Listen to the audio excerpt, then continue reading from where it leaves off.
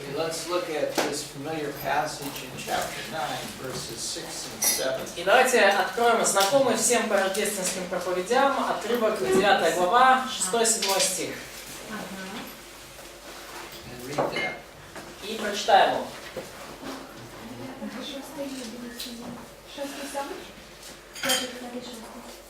Ибо младенец родился нам, сын дан нам, владычество на плечах его, и нарекут ему имя. Чудный, советник, Бог крепкий, Отец вечности, князь мира. Дальше. 7 тоже. Умножению владычества его, и мира нет предела на престоле Давида и в царстве его, чтобы ему утвердить его и укрепить его судом и правдой, отныне и навеки. Ревность Господа Саваофа совершит это. Okay. So we know this is a prophecy of Jesus Christ. И мы знаем, что это пророчество об Иисусе Христе. And He is the mighty God. И Он Бог всемогущий. Why does it call Him Eternal Father? Но почему, ну да, или Бог крепкий, но почему Он назван Отцом Вечности или Вечным Отцом в английском переводе? Вечная природа его. His eternal nature, То, что он и Отец одно. that He and the Father is one in Trinity. Что альфа и омега. He is Alpha and Omega, the beginning and the end. Ну, Отец Вечности или Вечный Отец — это две разницы. In our similar translation, it's translated like Father of Eternity, and Katya thinks that Father of Eternity and Eternal Father is kind of two different things. Да, как хозяин, хозяин. Maybe he is like a master of eternity. He's ruling over eternity. That's their kind of versions. Да. Я казав, що ж, ну, типа час, ну, батько часу. Хозяин. He's a father of time. He is creator of time. Не имеется в виду, типа, Отец Вечный, типа, как часть Троицы Отец. Ну, наверное, да, вот, то есть Он создал вечность. So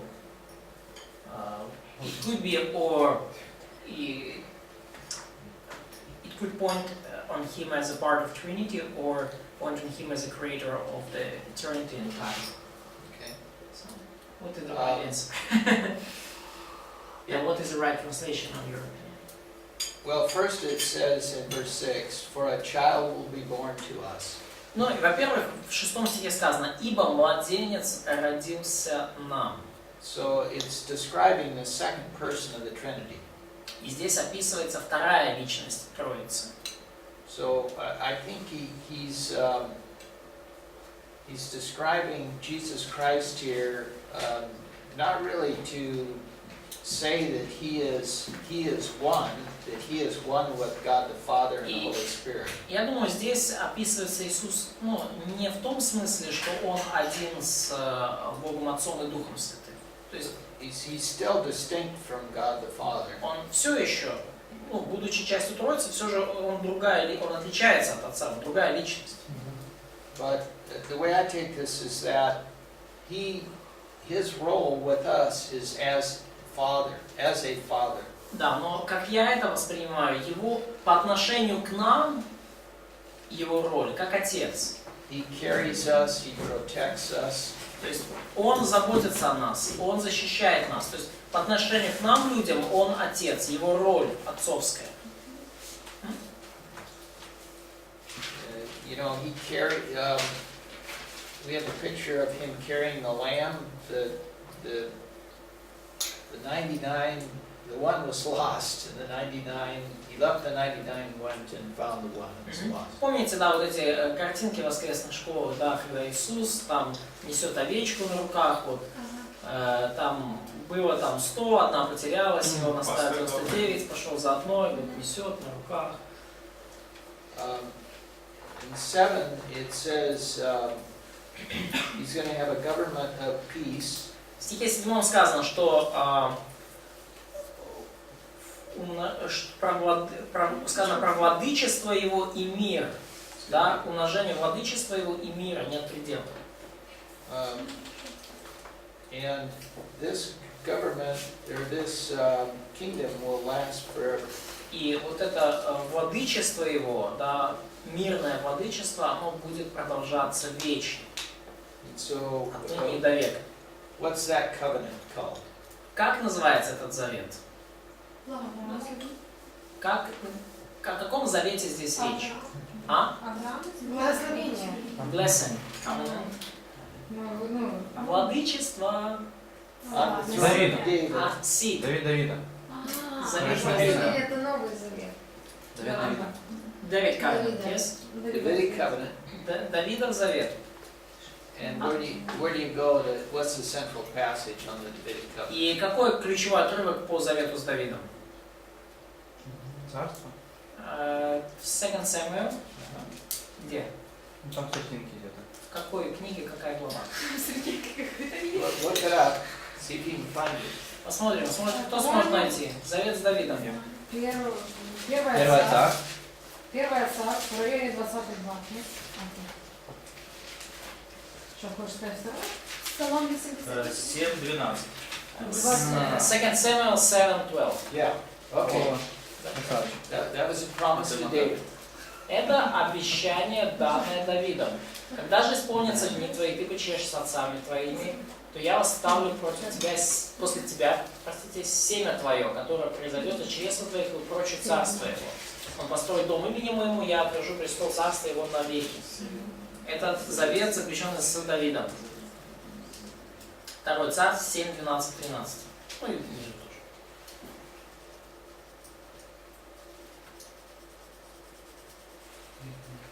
Okay.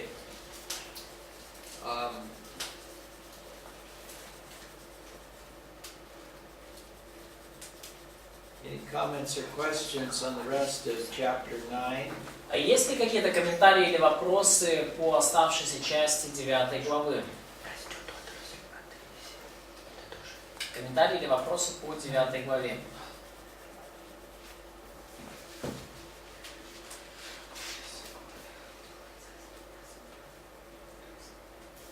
Did you see any repeated phrases in chapter 9? Видите ли вы какие-то повторяющиеся фразы в 9 главе?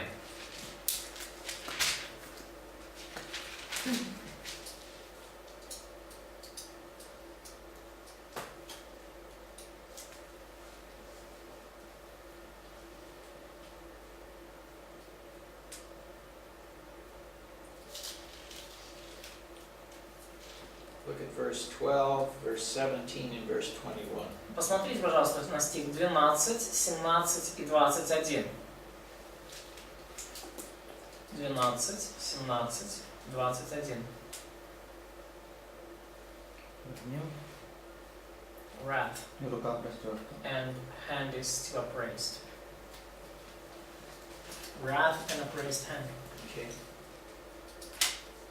What is he, and then it's also in verse 4 of chapter 10. И также мы это видим в 10 главе 4 стихе, да, тот же оборот.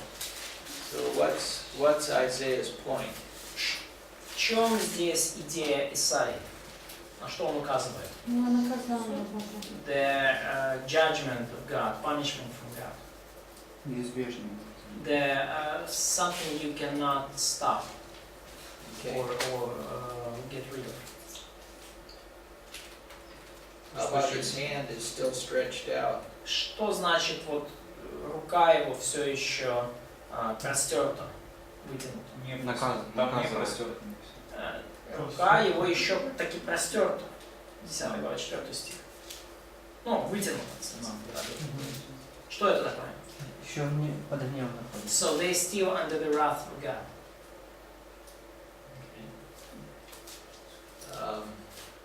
Is his hand stretched out maybe to help in spite of everything they do? Может быть, его рука простерта, вытянута, чтобы помочь им, несмотря Да, на все, точно. что они творят.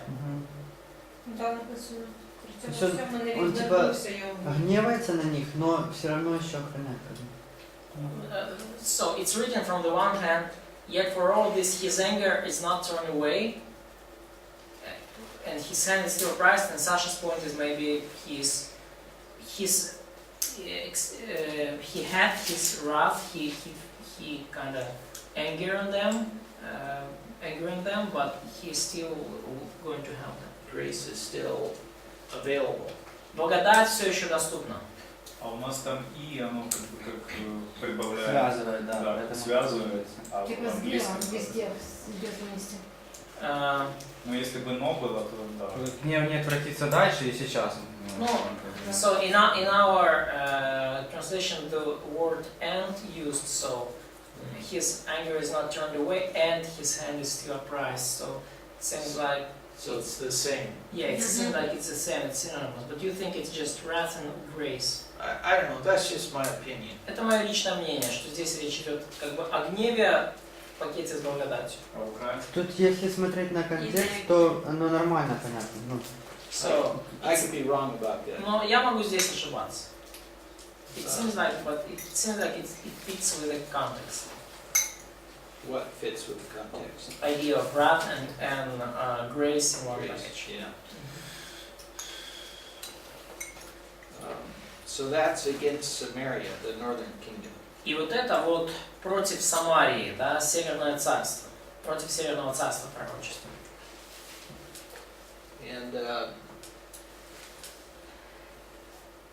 then there's judgment against Assyria И дальше мы видим суд против Ассирии. in 10:5 through 11. Let's read that. Суд над Ассирией, 10 глава с 5 до 11. Давайте прочитаем. 10 глава с 5 по 11. Зараз лицеві час доведіння мого, а кий у руках його це пересердя моє. На люд нечестивий пошлю я його, про народ мого гніву йому накажу, щоб набрати здобичі і вчинити загону, і щоб потоптати його, як болото на вулиці. Та не так він собі розуміє, а серце його не так мислить, бо серце його, щоб не мало народів понищити та погубити. Бо говорить, хіба мої провідники разом сіля царів, чи ж Калм не такий, як Кархеміш, чи ж Хамат не такий, як Арпад? Хіба ж не така Самарія, як Дамаск? Тому що руками я царства божків досягав, а в них більші бування, як в Єрусалимі, так в Самарії. То хіба не зроблю я так само для Єрусалиму буванням його, як зробив я був для Самарії божків його?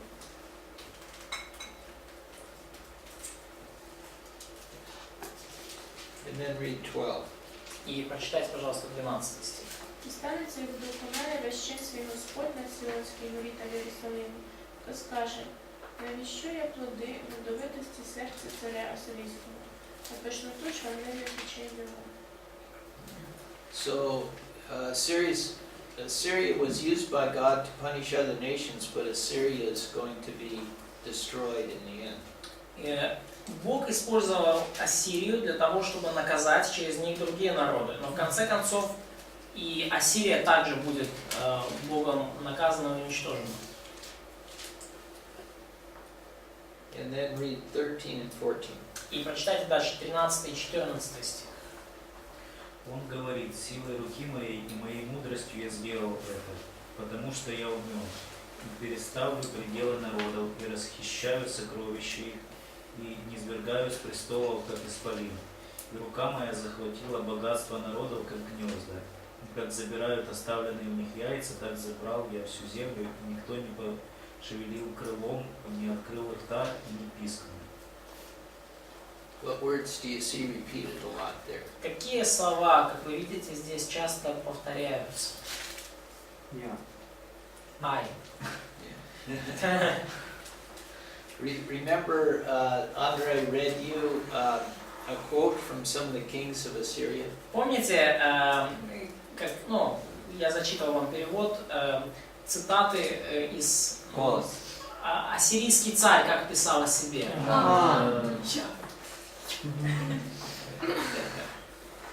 Yeah. Смешно.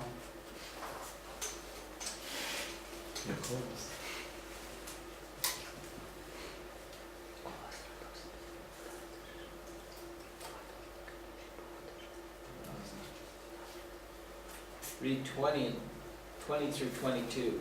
Прочитайте, пожалуйста, с 20 по 22 стих. И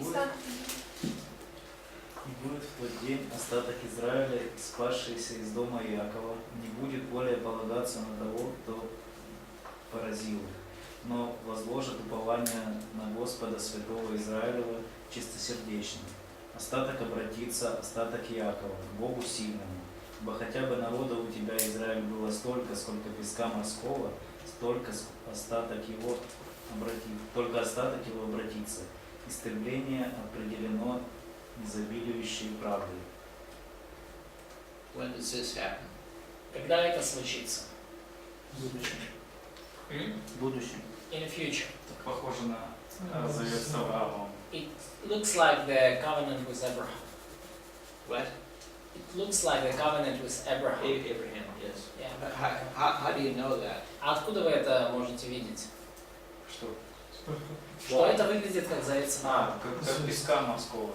About the, it's a phrase like the sand of the sea. The comparison with the sand of the sea. The sand, because God's promised Abraham that he Yep. would have so many descendants. Yep. It says they're going to come back in the land, but how do we know it wasn't at the time of Zerubbabel or even today? И сказано, что они вернутся в землю, но откуда мы можем знать, что речь не идет о Зарававеле или даже в наши дни? How do we know this isn't what started to happen in 1948 when the Jews formed their own nation? Откуда мы знаем, что здесь речь не идет про 1948 год, когда иудеи воссоздали собственное государство? Но они все еще раскиданы по миру, Because they still scattered all over the world, и их все еще попирают. and they are still oppressed. Okay. They're still oppressed, and this says they will truly rely on the Lord, the Holy One of Israel, and they've never done that. Но здесь написано, что они возложат упование на Господа, Святого Израиля, чистосердечно, и они этого еще никогда не делали. Еще один аргумент, то, что Павел использует этот отрывок в Римлянам 9 главе. One more argument is that Paul used this passage in Romans 9, Говорит о том, что это еще не произошло. talking about this event and talking that there did not happen yet. Okay.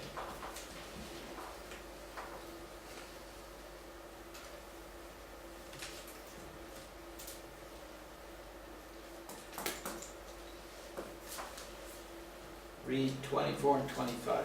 Прочитайте, пожалуйста, 24 и 25 стих. Поэтому так говорит Господь, Господь Саваоф: народ мой, живущий на Сионе, не бойся Ассура. Он поразит тебя жезлом, и трость свою поднимет на тебя, как Египет. И до какой? До 6? И 25. Еще немного, очень немного, и придет мое негодование, и ярость моя обратится на истребление их.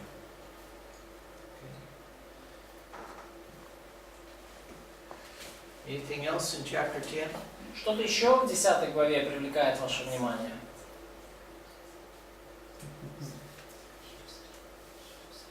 Okay, chapter 11, 11 глава. 11 глава. verses 1 through 3. Стихи с 1 по 3.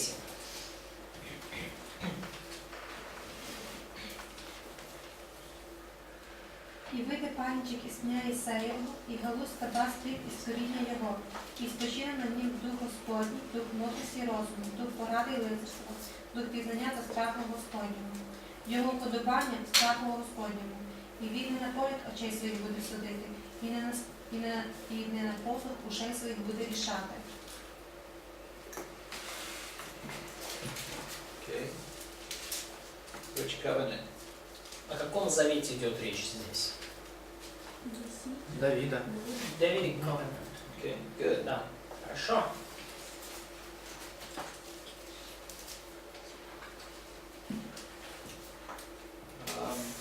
А что означает выражение духом уст своих? Смысл в том, что он сделает это беспрепятственно. В 4 стихе. So, what does it mean that he will strike, in verse 11:4, what does it mean he will strike the earth with the rod of his mouth?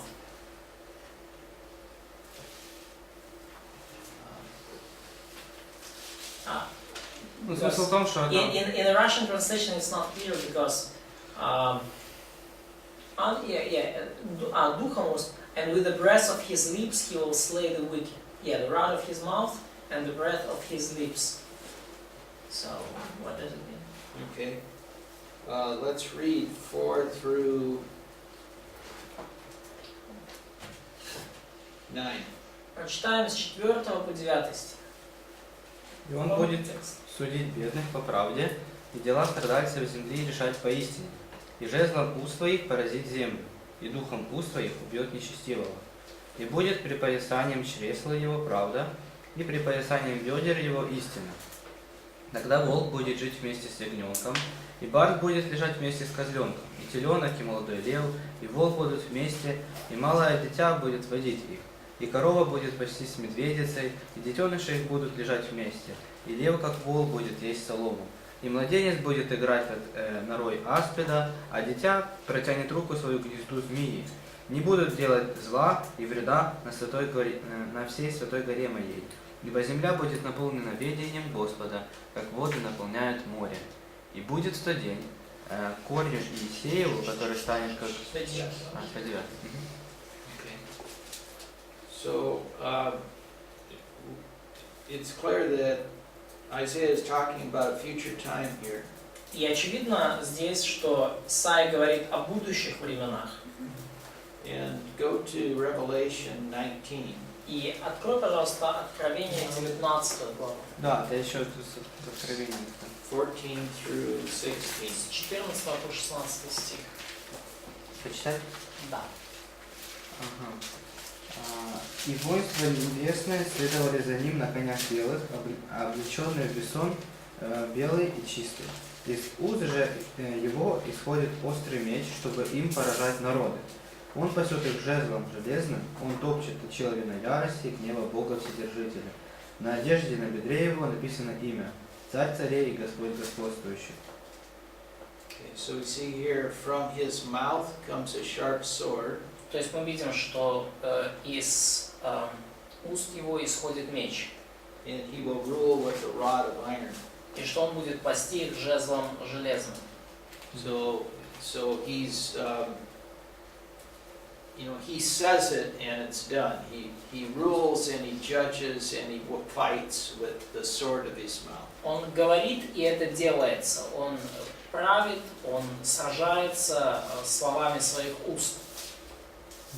So these are the things that happen at the beginning of the millennium when he cleans up the mess that is in the earth. И это вот все события, которые произойдут в начале тысячелетнего царствия, когда он будет очищать весь тот беспорядок, который творится на земле. Kills the wicked with his mouth. И убьет нечестивого духом уст своих. Then these promises about the millennium. И дальше идут именно обетования касательно тысячелетнего царства. Ягненка, льва и так далее. Дальше тысячелетнее царство. Okay? Нормально? Да.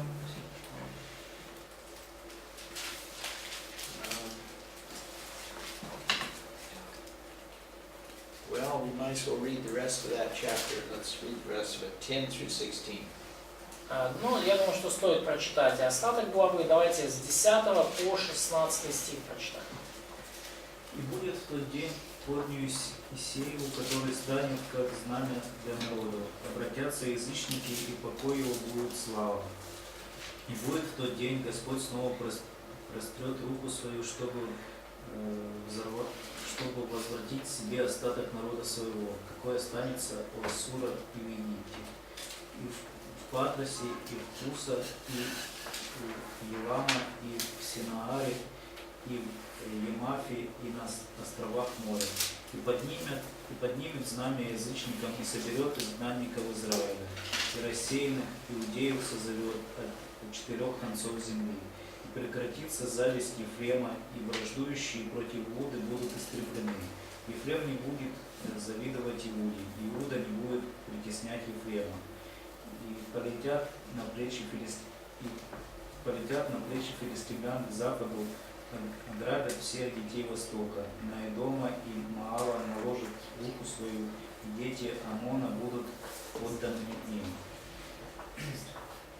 И иссушит Господь залив моря Египетского, и простроит руку свою на реку в сильном ветре своем, и разберет ее на 7 ручьев, так что сандали смогут переходить ее. Тогда для остатка народа его, который останется у Ассура, будет большая дорога, как это было для Израиля, когда он выходил из земли египетской.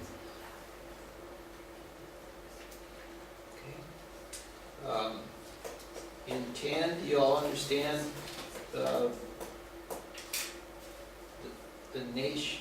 nations will resort to the root of Jesse. Do you know who the root of Jesse is? Ну, и когда вот в 10 стихе говорится о том, что все народы обратятся к корню Есея, вы все понимаете, о ком речь? Корень Есея. Jesus. Okay. Who is Jesse? Кто такой Есей? Father of David.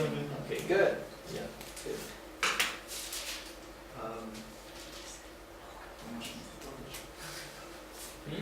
По-нашему Петрович. Look at all the nations that are mentioned here. Давид Есеевич. А вы посмотрите на нации, которые здесь упомянуты. В 11. What nations are mentioned here? Ну, и ниже. Какие народы здесь? Нации упомянуты. Ассур, Египет. Ассур, Египет, Идом, Патрус, Кус, Илам. Какие еще? Синар. Нема. Окей. Окей. Острова какие-то. So, Lower Egypt, Upper Egypt, Kash, Elam, Babylonia. Where's Elam? Elam. It's in verse 11 there. Yeah, I know. Where is it? Где Илам находится? It's another name for Persia. Это Елам, это второе название для Персии. Елам это Персия. Cush, is that, do you have Upper Egypt? Хус. No, Upper Egypt is Patras. Okay. Да, и Патрос это как Северный Египет. То есть есть Египет, а есть, ну как, Нижний Египет, Верхний Египет, да, то есть Северный и Южный. То есть Патрос это одна из частей Египта. А Хус? What is Kush? Is it also in Egypt? It's up there, yeah. Upper Egypt. Also, but Upper Egypt seems like it's Patras. Well, I mean, there's a whole bunch of Upper Egypts. Короче, Патрос и Хус это все в Египте. Патрос и Хус все в Египте. Да, это разные там территории Египта.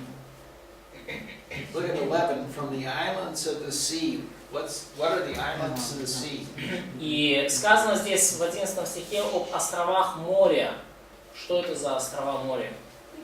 Надо рассказать.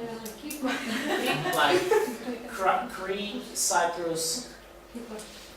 They just looked at everything out here. То есть они смотрели на все, что там дальше было. Yeah, islands of the sea, wherever they are. So it's the whole Europe. Но по сути, вся оставшаяся часть вот мира, да, то есть Европа вся, весь мир, это для них были острова моря. Они на это так смотрели. Вот поэтому острова моря это весь оставшийся мир. So, Sinar, in our translation it's Sinar, in NIV it's Babylonia. Is it? Yeah. Синар, Вавилон. Синар это Вавилон. Аймав это... What's a Hamad? What's a Hamad? I don't remember. Я не помню. Имав? Не помню. Синар это Вавилония. А Имав сейчас посмотрю. Okay, anything else on that chapter? Что-то еще по этой главе? Все о тысячелетнем царстве говорится, да? So it all talks about the millennial kingdom, yes?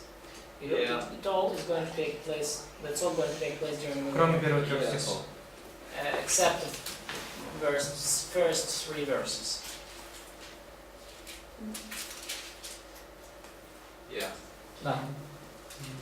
So in 12, it says from the four corners of the earth. It just means from all over the earth. Ну, в 12 стихе говорится, что рассеянных людей с 4 концов земли. И 4 конца земли это просто метафора, да, со всей земли.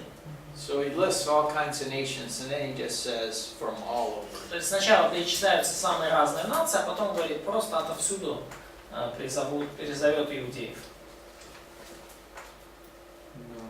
А в 14-м ограбят детей Востока. In verse 14, it's written that they together will plunder the people to the east. What does that mean? I think when they come back, it'll be kind of like when they came out of Egypt. Ну, и я думаю, что когда вот иудеи вернутся в землю, то похоже будет на то, как они, пришли первый раз из Египта. It says they plundered Egypt, but the Egyptians gave them the plunder. Ну, тут ограбят, у нас просто слово, может слово это значит расхитят также, да, то есть, помните, люди в Египте сами, в общем-то, как Израиль ограбил Египет при исходе, они сами им дали.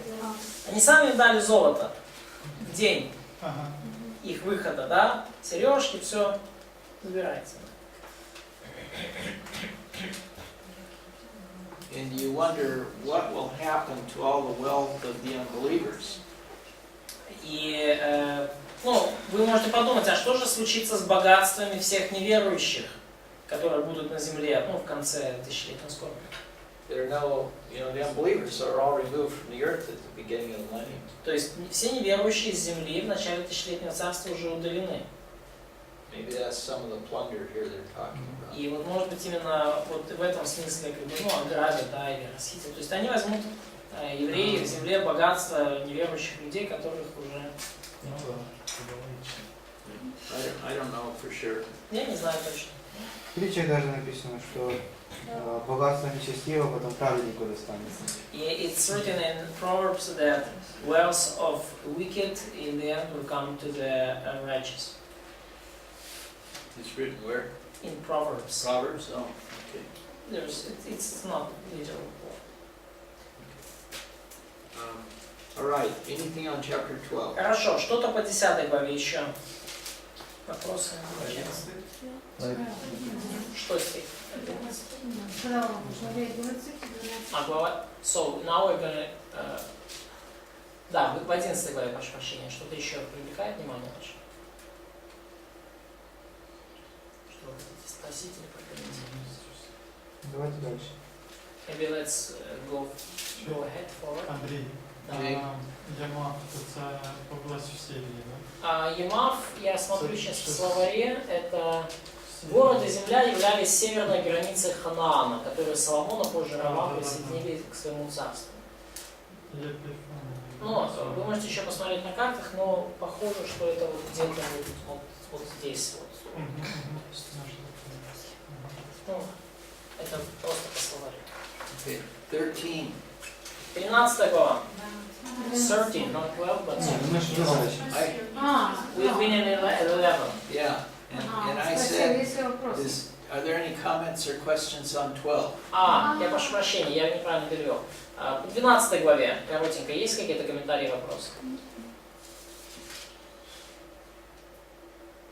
Песня? It's song? It seems like that song. Yes. Да. Song of praise. Песнь хвалы. А это получается вот эта песня в Тысячелетнем царстве, когда это все настанет и евреи будут петь. Is it a song that Jews will sing in Millennial Kingdom? I don't know. Не знаю. It sounds like because it says that day. Ну и похоже на то, потому что вот говорится про тот день. Скажите в тот день. For that day. Да, скажите в тот день.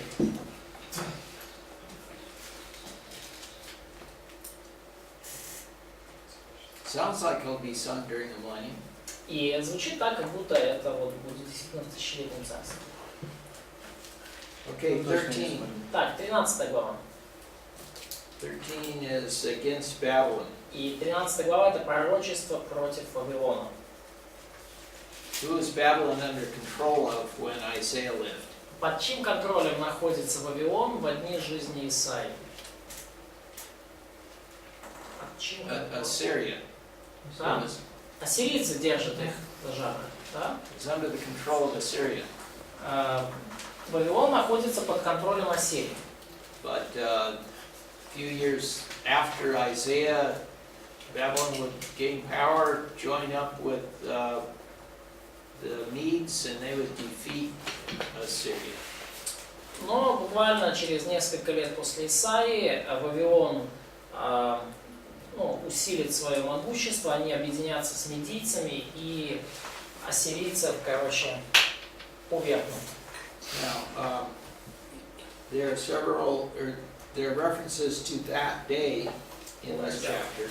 И есть определенное упоминание про этот день в данной главе. 6, the day of the Lord. Стих 6, да, ибо день Господа близок, идет как разрушительная сила всемогущего. 9, the day of the Lord. И в 9 снова мы видим день Господа. 10, the stars will not put forth their light, the sun will be dark, and the moon will not shed its light. И снова мы видим в 10 стихе: звезды небесные, светила не дают от себя света, солнце меркнет при восходе своему, луна не сияет светом своим. So it's about future events. Read 19 and 20. Прочитайте 19 и 20 стих. Вавилон, краса царств, гордость халдеев, будет неспровержен Богом, как Содом и Гоморра. Не заселится никогда, и в роды родов не будет жителей в нем. Не раскинет аравитянин шатра своего, и пастухи со стадами не будут отдыхать там. It says it will never be inhabited or lived in from generation to generation. И сказано, что никогда этот Вавилон в роды родов не заселится. So I take this to be future. И я рассматриваю это как пророчество будущего. In Revelation 17 and 18, Babylon is destroyed. В Откровении 17-18 главе мы читаем про уничтожение Вавилона. So I take that to be the time in the tribulation when Babylon is destroyed. И я рассматриваю эти стихи как пророчество о разрушении Вавилона во время скорби. Сейчас там Ирак, да? So it's Iraq now there. Iraq, is it Iraq and Iran there now? Is it, or it's about something more than Iraq and Iran? Yeah. Is it? The question is, when Isaiah talks about Babylon, does he talk just about this territory and nation, like modern Iran and Iraq? Yes. Да. То есть, получается, еще пока не осуществилось, что он разрушен, и никто там не будет. So it's not happened yet, so No. because this area is now inhabited. Yeah, because if you can visit the site of ancient Babylon. То есть вы можете посетить раскопку на месте древнего Вавилона. But there are people that are herding sheep there, and there are few people living there. Но там некоторые люди еще до сих пор пасут овец, и кое-кто еще живет. This says that's not going to be the case. И в таком случае это не может, мы не можем считать, что это еще исполнится. Ever again. Потому что сказано, что Вавилон никогда больше не будет там населен. And then read 14:1. И прочитай, пожалуйста, 14 главу, 1 стих. Можно вопрос? На сегодняшний день что это за страна? So, now Iran. Babylon is modern Iran. Iran is over here. It's Iraq. Здесь Ирак. Iran is Persia. И Иран это Персия, а Вавилон это Ирак. Okay, then read 14:1. Читай, пожалуйста, 14 главу, 1 стих. Близко время его, и не замедлят дни его.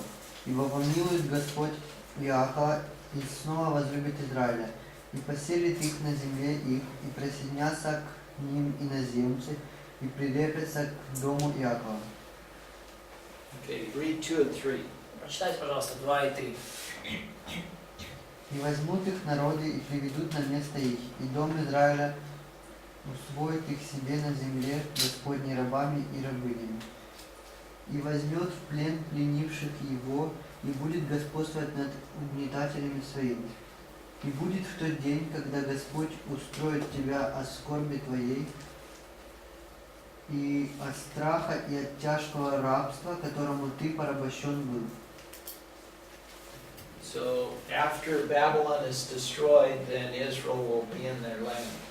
После того, как Вавилон будет уничтожен, Израиль войдет в свою землю. So that's millennium. И это будет тысячелетним царством.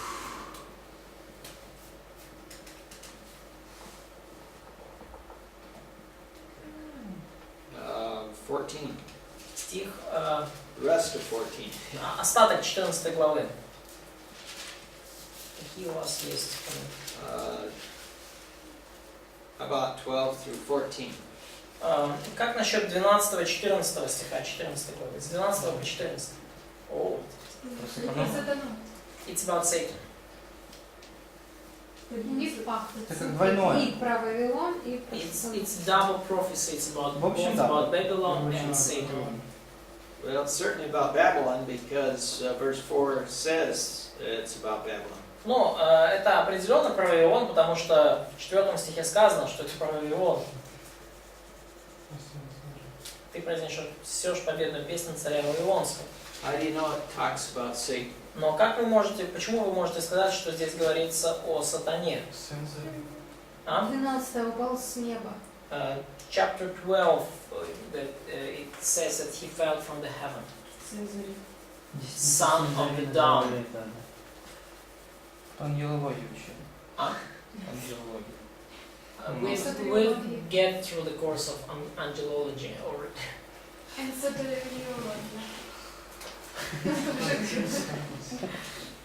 And soteriology also. Почему еще про сатану? It's verse 13 that I will make myself like a most high. Восяду сонмы богов на краю севера. I will sit enthroned on the mount of the assembly in the utmost height of the sacred mountains. В 13 зайду выше звезд Божьих, типа ангелов. I will raise my throne above the stars of God with the angels. Or it could be extreme arrogance on the part of the king of Babylon. Ну, то есть, если это царь Вавилона говорит, то он уже, он очень гордый. Оборзевший. Okay, well did you have something else? Да, можно еще такой вывод сделать. В Даниила книге описано, как за царями земли стояли князья. Там князь Вавилона, князь Персии. И это видно, что это духовные силы, да. And we see it in Daniel that behind this, all these earthly human kings and rulers, there are some princes who are just direct them, and it's obvious that this is not human force, it's spiritual. Новый Завет называет этих демонов как начальствами, силами. And New Testament talks about these probably demons like теми, кто по сути управляет землей, и сам сатана князь мира. Powers, rulers, and those who are ruling the earth, and the Satan is the head of them. Поэтому мы можем проводить такую параллель. That's why we can use this parallel.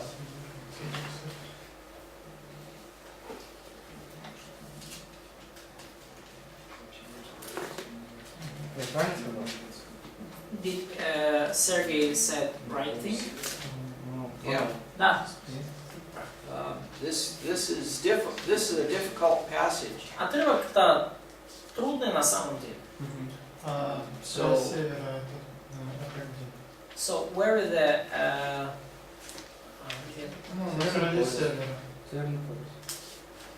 это нет английского. Нет? Английского нет. 13. No, сказано the utmost height of the sacred mountain, and the In Russian it's like the end of the north. Is it like the kind of very distant place, the symbolic language of very distant place? It's verse 13, the end Yeah. of verse 13. Like recesses of the north. It was used for where God abides. Некоторые люди воспринимают это как место, где обитает Бог. Some of the pagan religions talked about their gods abiding in the north. Некоторые языческие религии говорят о том, что их боги где-то на севере. But I don't know for sure. Но я не уверен. So you've been talking that this passage is kind of difficult. Yeah, I think it's a difficult passage to say. Well, we know for sure it's talking about the king of Babylon. Но, то есть вообще это трудный отрывок, и мы знаем точно, что говорится здесь о царе Вавилонском. Is it talking about Satan also? Говорится ли там также и о сатане? Some people would say absolutely. Некоторые люди скажут 100% о сатане говорится. And some people say maybe. Кто-то скажет, ну, может быть. And some people say no. Кто-то скажет, нет, не говорится там про сатану. And I just say I'm not sure. А я говорю просто, я не уверен. But pay attention to it, listen to the arguments from other teachers, and Но обратите на это внимание, послушайте доводы других учителей and then make up your mind. и сами сформируйте свое мнение. The other passage that I think is clearly on Satan is Ezekiel 28. Да, и другой отрывок, который уж точно о сатане, это Иезекииль 28. And that describes him as coming from Eden. From the Eden. Да, Eden. и говорится, что там о том, кто вышел из Эдема.